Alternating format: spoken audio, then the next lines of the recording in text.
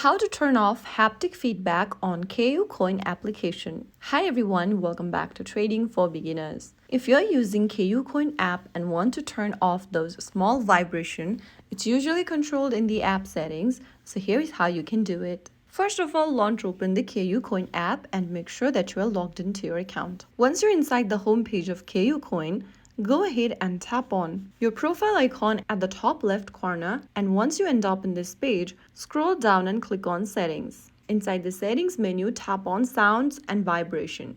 You'll be able to see the sounds and vibration option. Go ahead and toggle off the switch right next to Touch on navigation bar. You can also turn off other sound options for P2P alert, login, asset receipts. Go ahead and switch all of these options off. If you want to turn off all of the sounds and vibration alerts, tap on Turn Off All at the bottom of the screen, and there you have successfully turned off the vibration and the sound effect in the app. So that's how you can easily turn off the haptic feedback in KuCoin application using your smartphone. If you found the video helpful, don't forget to like, share, and subscribe to our channel. I will see you again in the next episode. Thank you for watching.